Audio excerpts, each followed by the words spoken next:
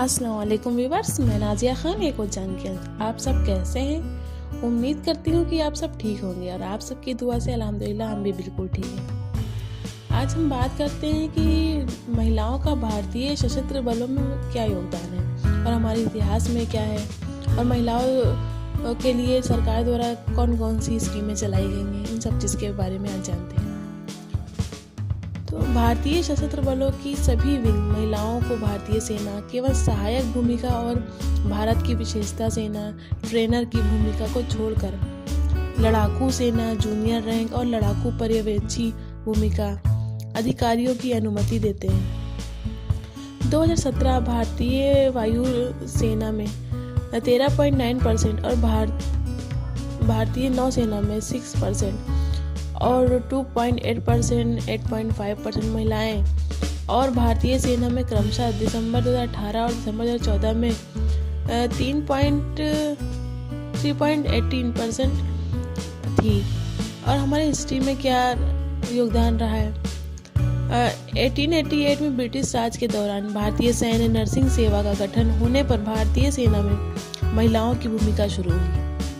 1914 से लेकर 1945 के दौरान ब्रिटिश भारतीय सेना की नर्सों ने प्रथम विश्व युद्ध 1914 से 1918 और द्वितीय विश्व युद्ध 1913 से 1945 में लड़ाई लड़ी, जहां 350 ब्रिटिश भारतीय सेना की नर्सों को तो मौत हो गई या लापता हो गई या बंदी बना लिया गया होगा और उन्हें लापता घोषित कर दिया गया।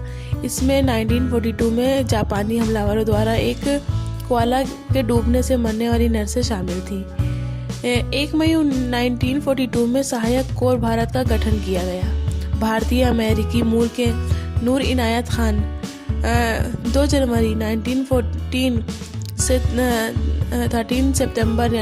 से 13 सितंबर 1944 जॉर्ज क्रॉन द्वितीय विश्व युद्ध की एक ब्रिटिश नायिका थी जो विशेष परिचालन कार्यकारी में अपनी सेवा के लिए प्रसिद्ध थी। कल्याणी सेन एक दूसरी अधिकारी और पहली भारतीय महिला जिन्होंने ब्रिटेन का दौरा किया। द्वितीय विश्व युद्ध के दौरान रॉयल इंडियन नेवी की महिला रॉयल इंडियन नेवल सर्विस की सेवा की। और जानते हैं अब महिलाओं के लिए अन्य सरकारी योजनाएं क्या क्या हैं। तो पहले बात करते हैं बेटी बचाओ बेटी पढ़ाओ योजना एंड वन स्टॉप सेंटर योजना, महिला हेल्पलाइन योजना, उज्ज्वला तस्करी और बचाव तस्करी और वाणिज्य यौन शोषण के पीड़ितों को पुनर्वास और पुनः एकीकरण के लिए एक व्यापक योजना है। दूसरा है कामकाजी महिलाएं छात्रावास और मंत्रालय में उज्ज्वला योजना के तहत नई परियोजनाओं की मंजूरी दी और मौजूदा परियोजनाओं को जारी रखा। स्वास्थ्य गृह कठिन परिस्थितियों में महिलाओं के लिए एक योजना है। महिलाओं के लिए प्रशिक्षण और रोजगार कार्यक्रम का समर्थन।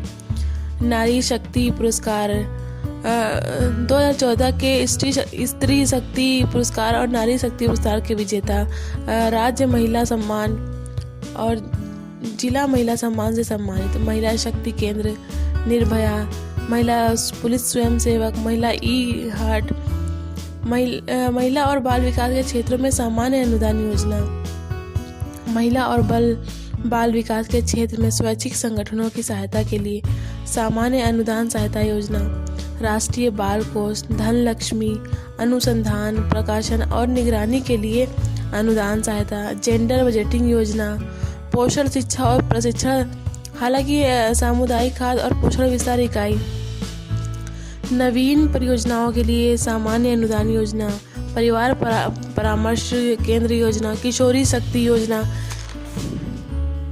ये सारी योजनाएं महिलाओं के लिए सरकार द्वारा चलाई गई हैं। अब बात करते हैं भविष्य का क्या पंथ रहा है महिलाओं का। महिलाओं को सशस्त्र सेना, चिकित्सा सेवा और सैन्य नर्सिंग सेवा में प्रमुख भूमिका निभानी चाहिए। उन्होंने 3 स्टार रैंक में वृद्धि करके भारत को गौरवान्वित किया है। सैनिकों को चिकित्सा सहायता प्रदान करने में उनका योगदान अमूल्य रहा है। उनकी विशेषता, प्रतिभा और समर्पण का लाभ उन क्षेत्रों में किया जाना चाहिए जो प्रकृति में पूरी तरह से गैर युद्धक है और जहां उसकी क्षमता पूरी तरह से उपयोग हो सकती है, जैसा कि वर्तमान में किया जा रहा है। उन्हें सेवाओं को कानूनी और शिक्षा शाखाओं में सेवा जारी रखना चाहिए। उन्हें बाद की तारीख में एक स्थानीय कमीशन देने के लिए भी माना जा सकता है। Survey of India military engineering service, military cadre, director general quality insurance और इस तरह के संगठनों में अधिकांश वर्दीधारी अधिकारी महिलाओं को होना चाहिए। 15 साल की सेवा के लिए मौजूदा प्रावधान लागू है। तो आई होप आपको इस वीडियो से कुछ जानकारी मिली होगी। अगर आपको वीडियो अच्छी लगी है तो इसे लाइक, शेयर और सब्सक्राइब कीजिए, ताकि आपको अजांक्यांश की दुनिया की हर बात आप तक पहुंचे।